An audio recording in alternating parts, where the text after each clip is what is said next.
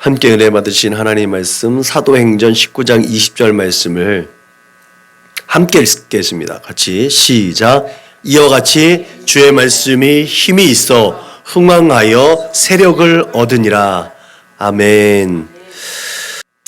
사도행전은 첫머리에 데오빌로여 내가 먼저 쓴 글에는 이라는 문구로 시작을 합니다. 그래서 내가 먼저 쓴 글은 누구나 잘 알고 있듯이 누가가 첫 번째 이야기 누가복음을 말하죠. 현대 신학자들은 누가복음하고 사도행전을 그래서 이렇게 분리하는 것이 아니라 같이 묶어서 누가행전으로 불려지는 게 더 합당하다, 더 현명하다라고 이제 주장하기도 합니다. 대체적으로 많은 사람들은 이제 누가복음과 요한복음 사이에 사도행전 사이에 요한복음이 있지만 그럼에도 불구하고 누가복음과 사도행전이 연결되어져 있다고 보편적으로 생각을 합니다. 저도 이제 여러분들에게 이제 누가행전이 성경의 축소판처럼 이렇게 되어져 있는 구조로 형성되어졌다는 얘기를 좀 한 것 같아요. 그걸 가지고 이제 또 성경 말씀도 준비하고 이럴 계획이 있는데 내년에 이제 요한복음 사경회 하고 나면 마태복음 사경회 하고 그러면 이제 누가복음과 사도행전 묶어서 그 누가행전에 대한 사경회 이렇게 제가 조금 이렇게 하나님 말씀을 조금 더 우리가 깊이 알고 제대로 알 수 있게끔 준비하는 과정에 있으니까 저를 위해서도 좀 기도해 주시면 좋을 것 같습니다.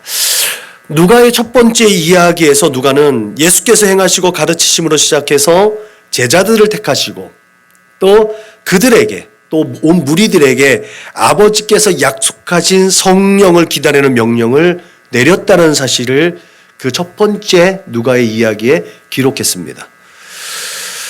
그들이 메시아라고 생각하고 쫓았던 예수께서 잡히시고 죽으셨던 그곳을 떠나지 말고 머물라는 그 명령에 제자들은 두렵고 떨렸지만 하늘로 올려주신 예수를 경배하고 큰 기쁨으로 예루살렘으로 돌아가서 늘 성전에서 하나님을 찬송하고 순종했다라고 사도행전 첫머리에는 나오고 있어요. 이 말씀이 그냥 흐름상 되게 자연스러운 것 같지만 대단한 용기가 있다는 건 누차 말씀을 드렸습니다. 제자들이 늘 성전에서 하나님을 찬송했다? 이 말은요, 목숨을 건 거예요. 그 뒤에 사도행전 이야기를 보면 이 나사렛 예수파에 속한 사람들 잡아다가 공회에 넘기려고 그렇게 혈안이 되어져 있는 유대인들의 모습을 보면 이 말씀이 전혀 자연스럽지 않다는 것을 우리는 알아야 돼요. 이들이 목숨을 걸고 성전에 가서 하나님을 찬송했다? 그렇게 어떻게 가능할 수가 있지? 여러분, 우리가 생각해 볼 것은요, 우리가 인생을 살아가다가 실패하고 좌절하고 여러 가지 부끄러운 일을 당한 것이 때로는 우리에게 큰 유익이 될 수 있다는 것도 생각해야 될 줄로 믿으시길 바랍니다. 제자들이 겟세마네 동산에서 예수님이 홀로 잡혀가서 그런 조롱과 멸시를 당할 때 그 예수님의 제자라고 당당하게 말하지 못한 그들의 부끄러움, 그들의 믿음을 표현하지 못한 그 연약함, 부족함, 실패, 좌절, 그것이 없었다라면 이들이 지금 그 성전에서 날마다 하나님을 찬송하고 예배하는 이 모습들은 아마 기대하기가 힘들었을 거예요. 그래서 때로는 우리의 삶의 자리 가운데 실패와 좌절과 부끄러움은 우리에게 큰 유익이 될 수 있음을 믿으시길 주님의 이름으로 축복합니다. 그 모든 상황들이 우리의 믿음을 더 강화시키고 우리의 믿음이 더 용기를 주고 담대하게 이 세상을 돌파해 나갈 수 있는 힘과 능력을 더하여 주심을 믿으시길 주님의 이름으로 축복합니다. 그렇게 그들은 그런 어렵고 힘든 과정 가운데서 가룟 유대가 빠진 제자의 수 12 가운데 마띠아를 뽑아서 선출하죠. 그렇게 완전하게 예수님의 제자 그룹이란 12명의 숫자를 채웁니다. 여기에도 큰 의미가 담겨 있다는 것도 우리는 분명히 깨닫게 됩니다. 그리고 마침내 그런 과정들을 거쳐서 오순절날이 이뤘을 때에 성령으로 세례를 받습니다. 성경은 그 모습을 이렇게 표현합니다. 호련히 하늘로부터 급하고 강한 바람 같은 소리가 있어 그들이 앉은 온 집에 가득하며 마치 불의 혀처럼 갈라지는 것들이 그들에게 보였고 그것이 각 사람 위에 하나씩 임하여 그들이 각 성령의 충만함을 받고 성령이 말하게 하심을 따라 각 사람들이 다른 언어로 말하였다라고 기록하고 있죠. 그리고 성령으로 세례를 받고 충령 하나를 받은 그들은 예수님께서 말씀하신 것처럼 예루살렘과 온 유대와 사마리아와 땅끝까지 이르러 예수님의 증인이 되었습니다. 그들의 행적을 기록한 것이 사도행전입니다. 그렇게 사도행전은 예루살렘과 온 유대와 사마리아라는 약속의 땅에서부터 이제 이방인의 땅인 아시아와 유럽, 그리고 그때 당시에 세계의 중심인 로마에게까지 예수님의 증인된 사도들의 행적을 기록한 것입니다. 그런 확장된 성령의 역사 속에서 오늘 본문은 다섯 번째 확정의 영역인 유럽으로 건너간 복음에 대한 기록을 담아낸 이야기의 마침표가 되는 이야기죠. 누가는요, 복음이 예루살렘과 온 유대와 사마리아와 그 땅끝인 아시아와 유럽 그리고 로마에서의 바울의 사역이 마칠 때까지 그 끝나는 순간순간마다 이렇게 마침표가 되는 문구를 삽입했습니다. 첫 번째 마침이 되는 예루살렘의 사역 가운데 6장 7절에 이와 같은 말씀이 있죠. 하나님의 말씀이 점점 왕성하여 예루살렘에 있는 제자의 수가 더 심히 많아지고 허다한 제사장의 무리도 이 도에 복종하니. 또 두 번째 유대 땅의 마무리가 되어질 때 9장 31절에 그리하여 온 유대와 갈릴리와 사마리아 교회가 평안하여 든든히 서가고 주를 경외함과 성령의 위로로 진행하여 수가 더 많아지니라. 그리고 사마리아 약속의 땅에서부터 이제 이방인의 땅으로 넘어가는 그 시점의 12장 24절에는 하나님의 말씀은 흥황하여 더하더라 라는 말씀으로 마침이 됩니다. 그리고 아시아에서는 이에 여러 교회가 믿음이 더 굳어지고 수가 날마다 늘어가니라. 또 오늘 말씀처럼 이와 같이 주의 말씀이 힘이 있어 흥하여 세력을 얻으니라. 그리고 이렇게 구체적인 성령의 역사에 확장되어지는 전체적인 마무리에서 사도행전 28장 30절과 31절에 있는 말씀을 통해서 하나님의 나라를 전파하며 예수 그리스도에 관한 모든 것을 담대하게 거침없이 가르치더라 라는 말씀으로 마칩니다. 그리고 이 복음은 우리에게 주어졌고 사도행전 28장 32절에 있는 말씀은 지금도 여전히 진행 중이라는 사실을 믿으시길 주님의 이름으로 축복합니다. 사도행전 28장 32절 말씀은 없지요. 그것이 지금 나로부터 쓰여지고 있는 사도행전 28장 32절의 말씀인 줄로 믿으시길 주님의 이름으로 축복합니다.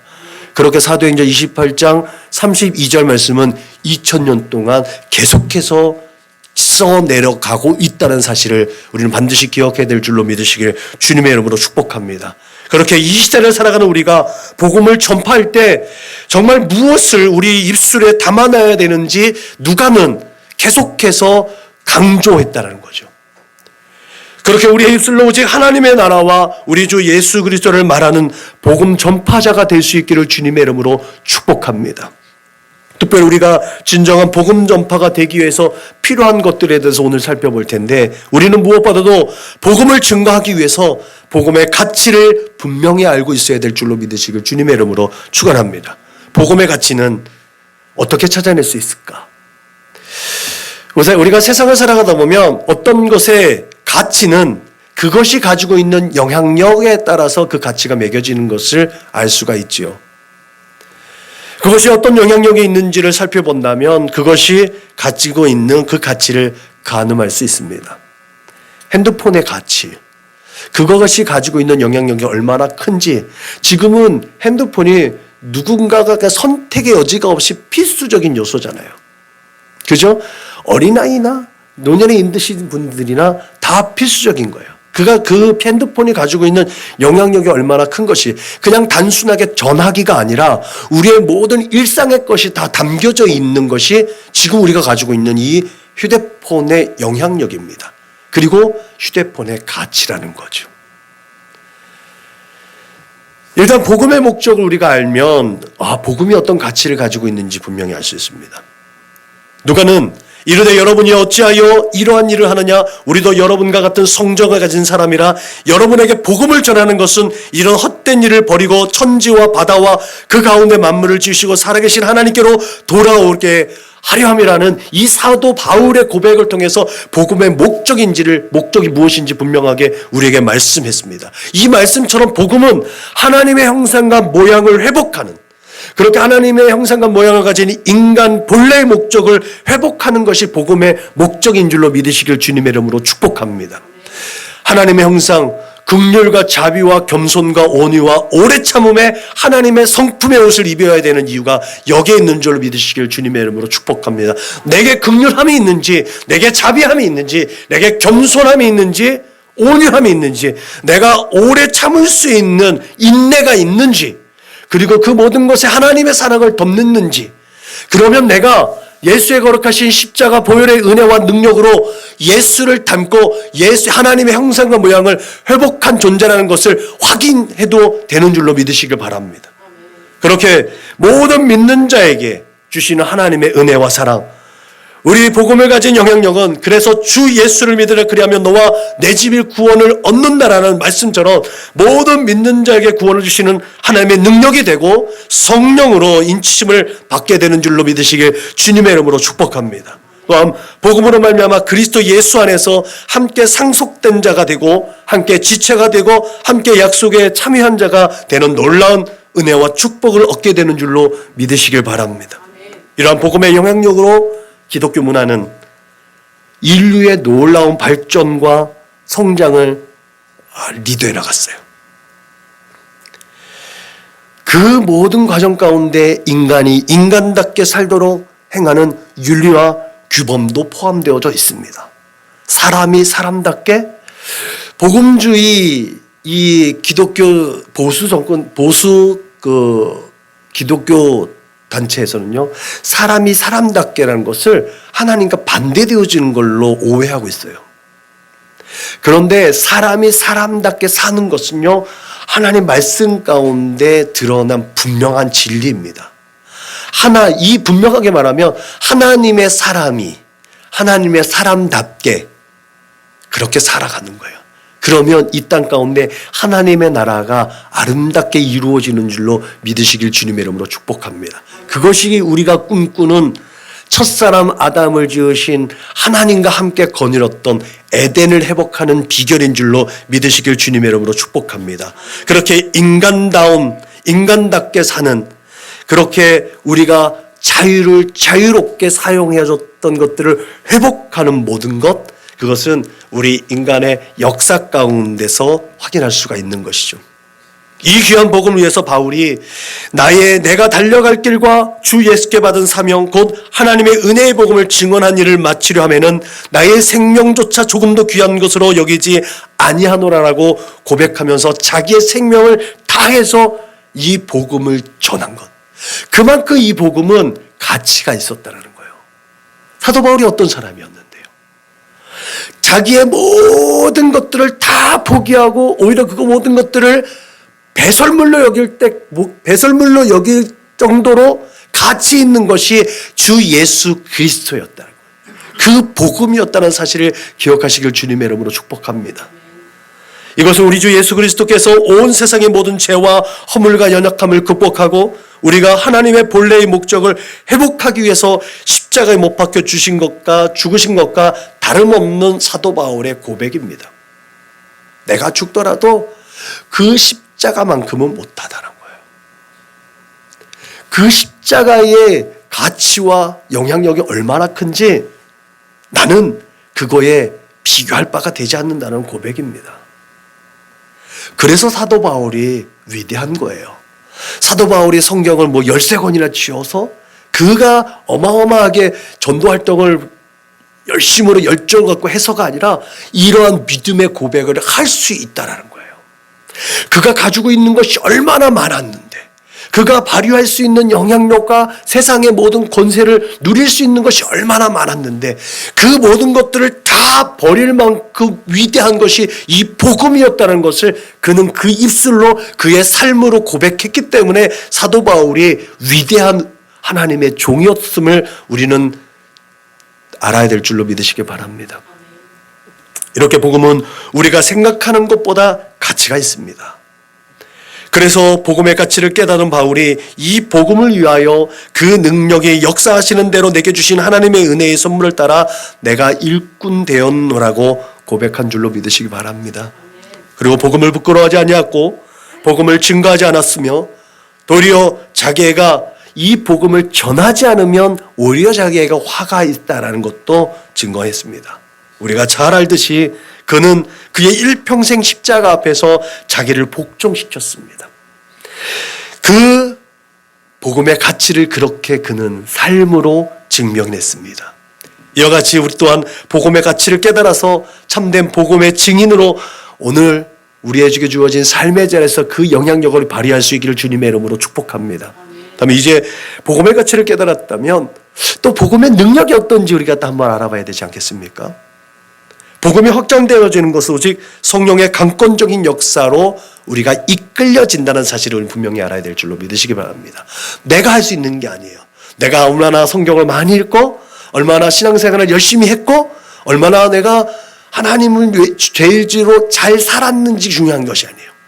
그 모든 것들은 성령께서 이끌어주신 우리의 삶의 열매라는 사실을 기억하시길 주님의 이름으로 축복합니다. 아까 전도 나갈 때 말씀드렸던 것처럼 자족하는 마음, 그것은 감사하는 마음.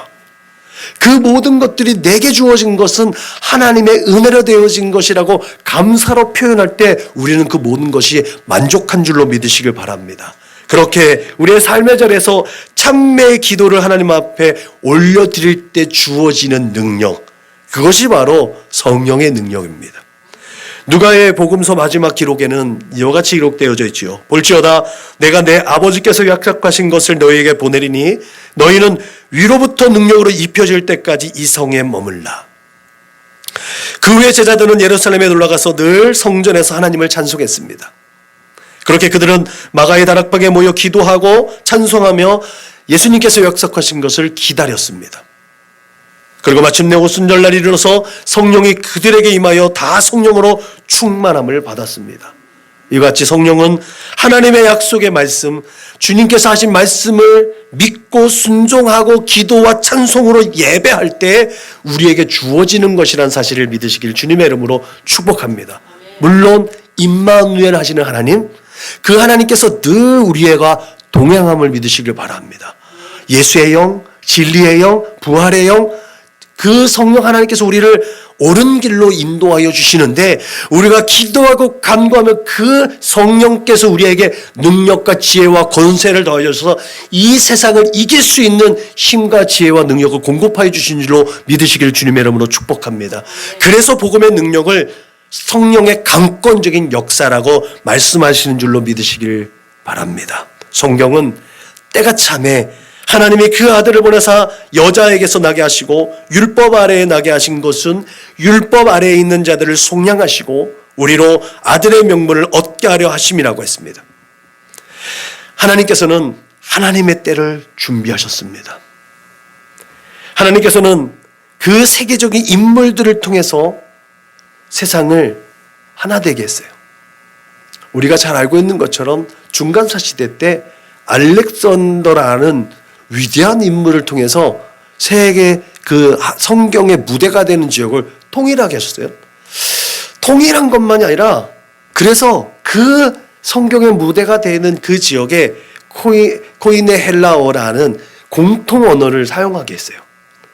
그래서 그 언어로 모든 사람들이 서로 통하는 관계가 형성되어지겠다는 거죠.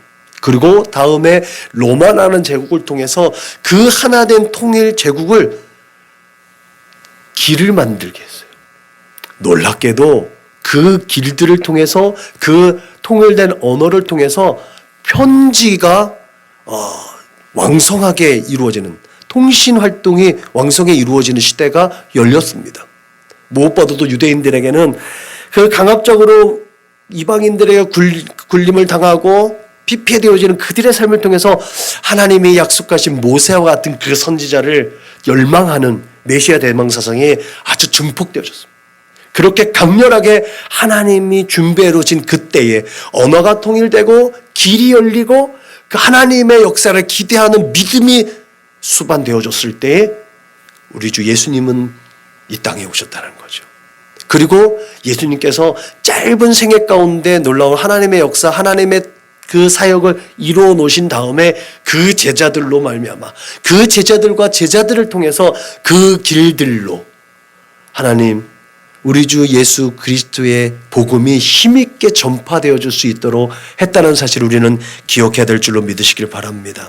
그렇게 준비하시고 복음의 확장이 준비되어진 그때 바울이라는 사람을 통해서 이제 유대인에게 있었던 하나님의 성령의 역사가 이방인에게 확장되어지는 이방인의 그릇으로 또한 사도 바울을 사용하셨다는 것.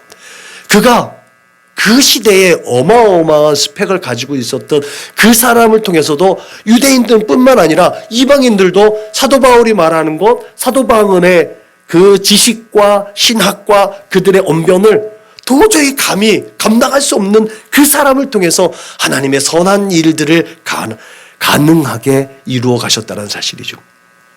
특별히 바울은 성령의 뜻을 따라서 미개인인, 정말 그때까지도 야만인으로 여겨지는 이방인에게 복음이 증거되어지는 귀한 도구로 사용되어졌다는 거죠. 그때까지만 해도 문화제국으로 여겨졌던 이 아시아뿐만 아니라 유럽으로 가는 것들을 꺼렸는데 복음이 서진하게 되는 이 계기를 사도 바울을 통해서 빌립보로, 유럽의 첫 성인 빌립보로 가게 하는, 손짓하게 하는 그 환상을 통해서 생각지도 않은 그 강을 건너게 되는 거잖아요. 복음은 그렇게 서진해서 갑니다. 왜?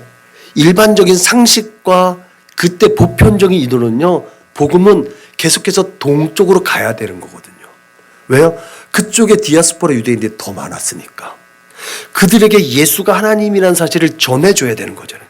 근데 그 일은 사도 베드로든 제자들을 통해서 하게끔 하고 사도 바울이라는 인물을 통해서는 이방인에게 서쪽으로 복음이 전해질 수 있는 하나님의 크신 계획과 섭리가 있었다는 사실이 사도행전 이 5번째 영역에서 나타나고 있다는 거죠. 그가 빌립보에서 맞이한 안식일에 기도하려고 회당을 찾았습니다. 근데 회당을 찾을 수가 없었어요. 그 여인들이 있는 곳에 회당이 없어서 여인들이 있는 강가로 갔는데 그곳에서 그래도 그 여인들에게 예수를 전하는 거예요. 빌립보에 회당이 없었다는 건요, 그곳에 유대인의 남자들이 없었다는 거예요. 바울이 생각할 때 성령께서 손짓해서 서쪽으로 왔잖아요. 그러면 그곳에 바울이 예수를 전할 수 있는 무슨 토대가 있어야 될 거 아니에요. 근데 회당도 없어요. 그러면 아닌가? 라고 우리는 의심할 수 있잖아요. 우리 자신을 그렇게 또 후회할 수도 있잖아요. 그런데 바울은 그러지 않았다는 거예요. 복음을 전할 수 있는 근거를 찾았다는 거예요. 그 여인들이 있는 그곳에 가서 그들에게 복음을 전했다는 거예요. 그랬더니 어떤 역사가 일어났어요? 루디아라는 여인의 집이 교회가 되는 역사가 이루어졌다는 거죠. 그곳에서부터 복음은 힘있게 유럽으로 전파되어질 수 있는 토대가 마련되어져 있다는 거예요. 아무것도 없었다고 생각하는데 바울이 그곳에서 순종하고 복음을 전했더니, 복음을 전한 일을 멈추지 않았더니 그곳으로부터 더 영향력 있도록 유럽으로 복음이 전파되어지는 기반이 마련되어져 있다는 사실이죠. 나중에 또 살펴보겠지만 루디아라는 그 여인을 통해서 얼마나 이 빌립보 교회가 힘있게 세워져 있는지, 그가 가지고 있는 영향력으로 그 교회 자금도 또 어떤 선한 영향력도 바울에게 공급되어져서 바울이 그 하나님의 복음을 전하는데 힘있게 후원하고 협력하는 사람들이 이 안에서 이루어졌다는 거죠. 여러분, 마른 뼈가 살아나서 하나님의 군대가 된 에스겔의 환상처럼요, 메말라 있던 당시 그 복음의 변방에 있었던 유럽이, 이방인의 땅이 다시 살아나는 계기가 이 빌립보에서부터 시작되어졌다는 거죠. 이것이 복음의 능력입니다. 죽었던 것처럼 생각되어지는 그들이 다시 되살아나는 것, 그게 바로 성령의 능력인 줄로 믿으시기 바랍니다. 이런 복음의 능력을 믿는 것이 복음을 증거하는 우리의 능력이 되는 줄로 믿으시기 바랍니다. 사실 복음을 전파하는 것은 우리의 능력으로 되는 것이 아니죠. 아무리 노력해도 된다고 되는 것이 아니에요. 그래서 우리가 전도 나갈 때 짧게라도 여기서 말씀을 보고 기도하고 나가는 이유가 여기 있는 거예요. 내 힘으로 되는 게 아니거든요. 내가 시간 들이고 물질 들이고 에너지 들인다고 되는 게 아니거든요. 하나님께서 우리에게 복음을 전하라고 말씀하신 건 그 씨를 뿌리는 거예요. 열매 맺게 하고 물 주시는 건 하나님께서 하시는 거예요. 그래서 우리가 순종해야 되는 일은 어찌하든지 우리의 입술로 하나님의 나라의 복음을 전하고 예수를 말해야 된다는 사실을 기억하시길 주님의 이름으로 축복합니다. 그 말하는 게 뭐가 어렵겠어요? 그렇죠? 근데 우리는 그것을 너무나 주저한다는 거죠. 아무것도 없는 그 불모지에서 하나님의 복음이 힘있게 전파되어지는 토대가 마련되어졌다라는 이 빌립보의 역사를 우리가 제대로 깨달아서 아무것도 없다 할지라도, 정말 나 자신도 메마른 뼈와 같은 존재라 할지라도 그 복음을 우리 안에 심어서 증거할 수 있는 능력, 그때 성령은 나를 통해서 역사하심을 믿으시길 주님의 이름으로 축복합니다. 날마다 나 자신의 무능력과 무지함을 고백하면서 하나님께 엎드릴 때, 그때 성령이 덧입혀줌으로 예수를 증거하는 능력을 공급받는 줄로 믿으시길 주님의 이름으로 축복합니다. 오직 성령의 능력으로 전파할 때에 우리는 세상의 모든 장벽을 뛰어넘어서서 정말 복음이 멈춰지지 않는다는 사실을 기억하시길 주님의 이름으로 축복합니다. 그때 우리는 사도행전 28장 32절 말씀이 계속 나로 인해서 쓰여져 가고 있다는 것을 경험하게 되는 줄로 믿으시기 바랍니다.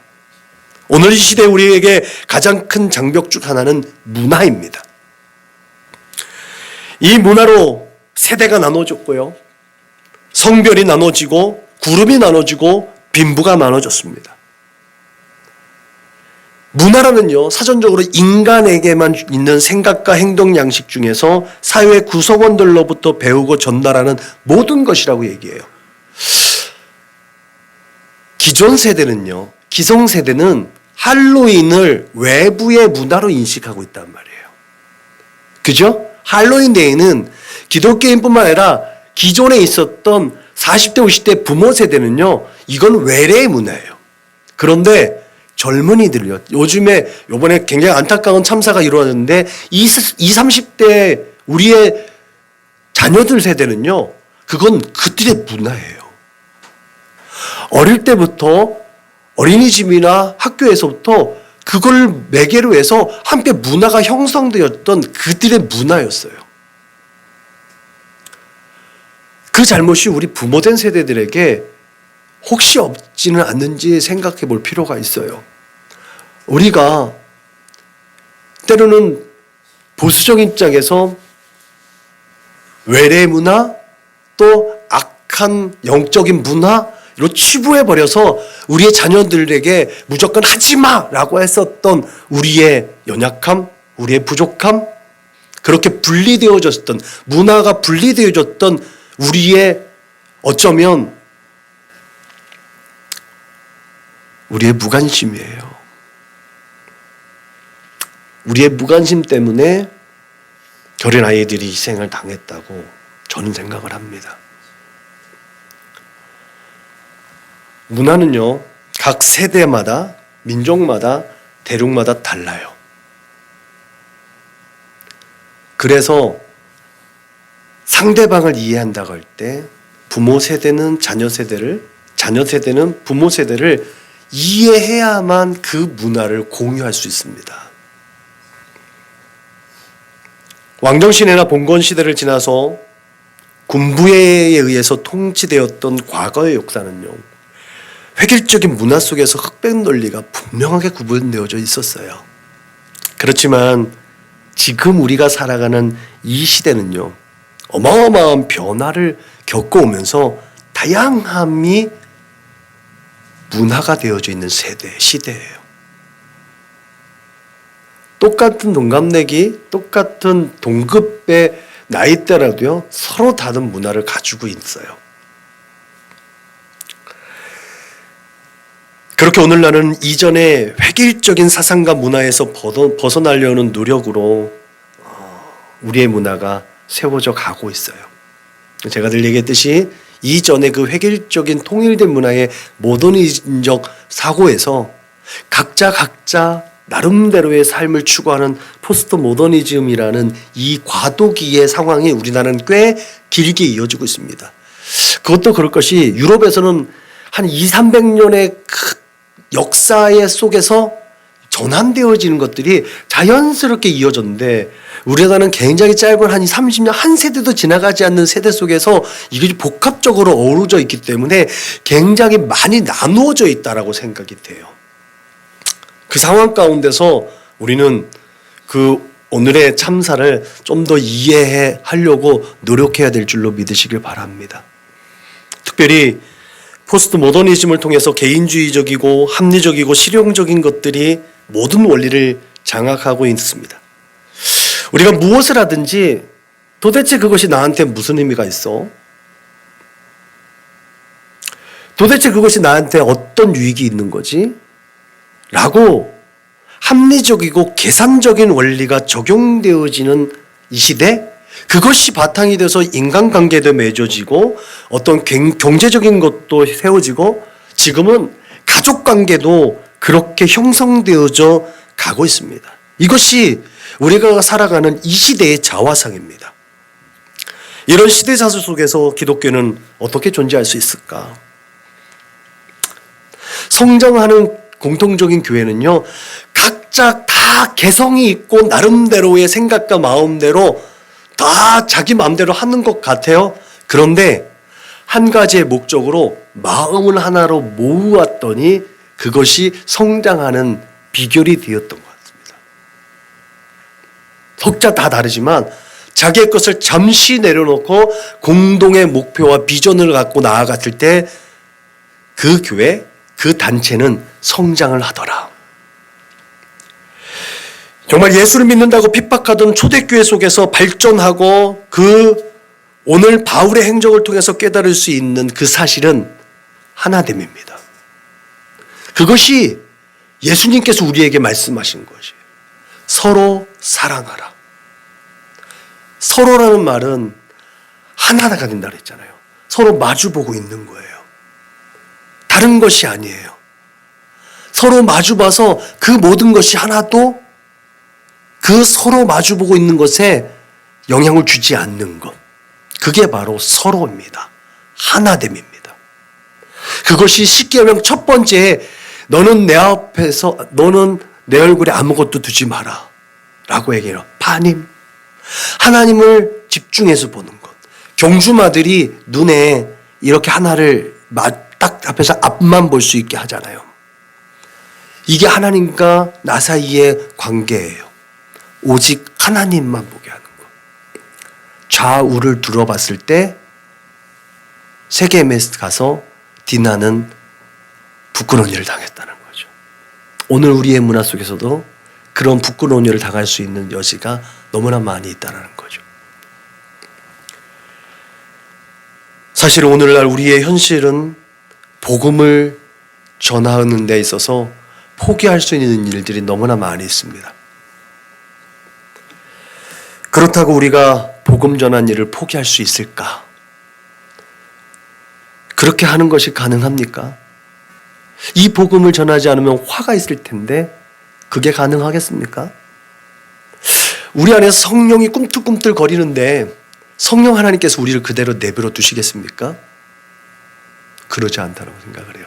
우리가 예수를 믿고 있는 순간에는 성령께서 우리의 입술로 예수를 증언하도록 우리를 이끌어 갈 줄로 믿으시길 주님의 이름으로 부탁을 드립니다. 너는 말씀을 전파하라. 때를 얻든지 못 얻든지 항상 힘쓰라. 범사의 오래 참음과 가르침으로 경책하며 경계하며 권하라고 했습니다. 그렇기 때문에 우리의 상황과 형편과는 상관없이 우리는 복음을 전파해야 하는 사명을 가졌다는 사실도 기억하시길 바랍니다. 여기서 우리의 상황에서 복음을 전할 특별한 무기가 제공됩니다. 내가 이렇게 세상은 끊임없이 사탄은 대중문화를 선택했다는데 우리가 과연 대중문화를 또한 포기할 수 있는가? 사탄은 끊임없이 문화를 통해서 우리에게 미혹하고 유혹하고 시험하는데 우리는 이 문화와 단절돼서 살아갈 수 있는가? 그럴 수 없다는 걸 우리가 너무나 잘 알고 있다는 사실을 하나님은 알고 계시거든요.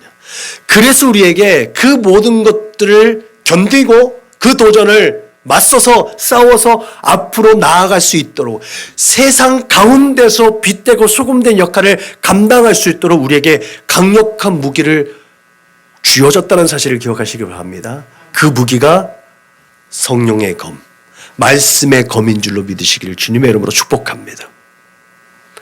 사실 누가도 사도행전 속에서 복음의 영역이 확정되어지는 그 단락단락마다 하나님의 말씀이 힘이 있고 흥황하여졌다는 사실을 전제했습니다. 그렇게 사도행전 속에서 하나님의 말씀은 예루살렘과 유대와 사마리아와 아시아와 유럽과 땅끝인 로마에서부터 끊임없이 하나님 말씀은 가르쳐졌고 말씀이 흥황하여졌고 말씀이 확장되어졌고 힘을 얻었다라고 증언하고 있음을 믿으시기 바랍니다. 그래서 사도행전 28장 32절을 써내려가는 우리의 믿음의 삶의 자리 가운데서 하나님의 말씀이 힘을 얻어야 될 줄로 믿으시길 주님의 이름으로 축복합니다. 우리의 삶으로 하나님의 말씀이 힘을 얻고 세력을 얻어서 하나님의 말씀이 확장되어져 갈 수 있기를 주님의 이름으로 축복합니다. 그래서 우리가 한 시대 속에서 여러 종류의 문화를 마주대하는 때에 그 문화 위에서 복음의 열매가 풍성하게 맺어갈 수 있기를 주님의 이름으로 축복합니다. 오직 하나님의 말씀만으로 그것이 가능하다는 사실을 믿으시길 바랍니다. 결론적으로 복음은 하나님께서 창조하신 이 세계를 살리는 놀라운 능력이 있음을 믿으시길 바랍니다. 그래서 사도들의 복음 전파 사역에서도 확인할 수 있듯이 복음을 전하는 일을 회방하는 무리가 있을지라도 복음은 절대로 멈춰지지 않았다라는 것. 그 사실을 인정하시고 우리의 삶의 자 가운데 복음이 확장되고 복음이 전파되어지는 일에 복음은 절대로 멈춰지지 않는다라는 사실을 기억하시길 바랍니다. 이것이 진리예요.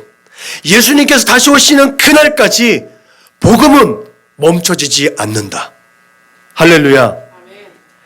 여러분, 그래서 국가의 경계를 넘고 문화의 경계를 넘고 모든 이념과 인종을 초월하는 하나님의 절대적인 은혜, 이것이 우리 안에 날마다 기억되어질 수 있기를 주님의 이름으로 부탁을 드립니다. 기독교인을 핍박하는 무리들은 더 격해지고 있다는 걸 기억하시기 바랍니다. 하나님의 계획과 섭리는 절대 실패하지 아니하시고요, 하나님의 때에 하나님의 뜻은 반드시 이루어진다라는 거예요. 그렇기 때문에 우리 안에서 복음이 멈춰지지 않기를 주님의 이름으로 축복합니다. 바울이 내가 복음을 전할지라도 자랑할 것이 없으면 내가 부득불할 일이래요. 만일 복음을 전하지 아니하면 내게 화가 있을 것이로다. 내가 내 자의로 이것을 행하면 상은 얻으려니와 내가 자의로 아니한다 할지라도 나는 사명을 받았노라. 이렇게 고백하며 복음을 전파했고 죽을 줄 알면서도, 순교할 줄 알면서도 로마에서 예수를 포기하지 않았다는 사실을 기억하시길 바랍니다. 우리의 삶의 자리 가운데 그렇게 복음이 멈춰지지 않고 예수가 포기되어지지 않는 거룩하고 복된 하나님의 사람들로 세워져 가시기를 주님의 이름으로 축원합니다. 기도하시겠습니다. 하나님, 감사합니다. 너는 말씀을 전파하라. 때를 얻든지 못 얻든지 항상 힘쓰라. 범사에 오래 참음과 가르침으로 경책하며 경계하며 권하라고 하신 이 가르침, 이 교훈을 마음에 새길 수 있도록 인도하여 주옵소서. 우리의 입술로 예수를 말하게 하시고 우리의 삶으로 예수를 표현하게 하심으로 우리의 삶의 자리 가운데 예수의 삶이 재현되어질 수 있도록 인도하여 주옵소서. 그것이 우리의 삶의 자리 가운데 복음을 전파하는 일인 줄로 믿습니다.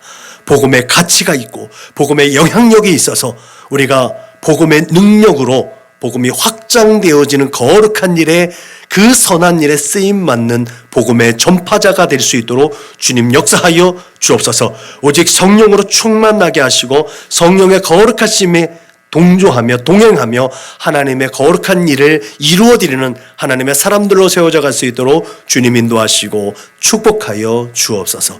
감사하며 걸어가신 우리 구주 예수님의 이름으로 축복하며 기도하였습니다. 아멘. 우리가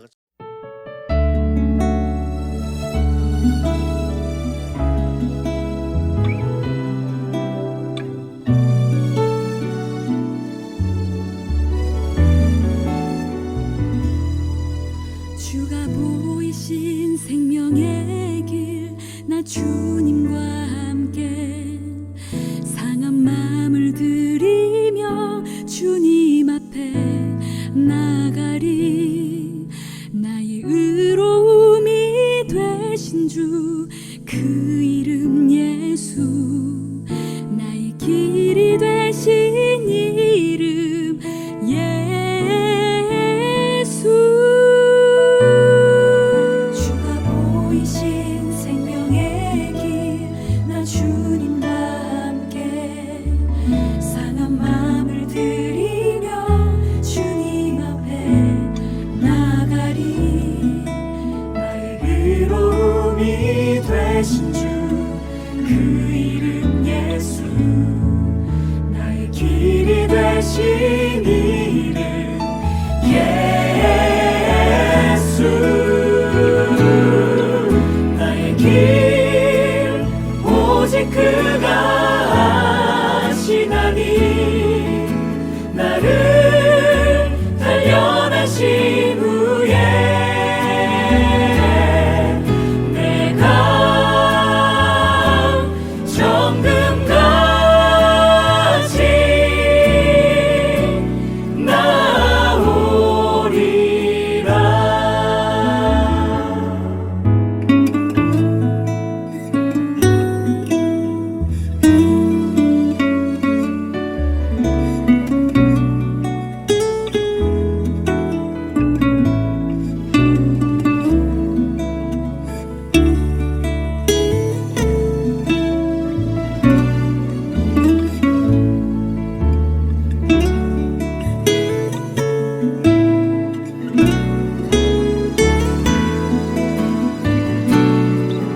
나의 길 오직 그가 아시나니.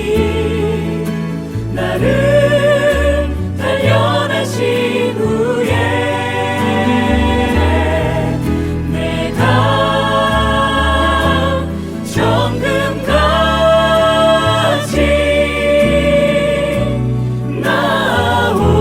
나오리라.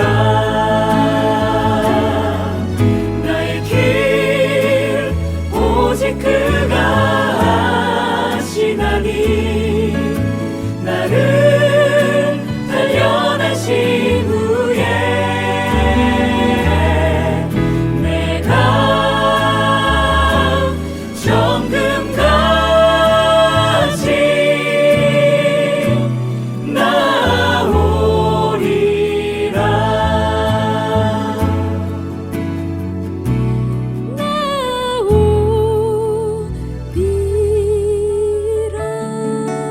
나오리라.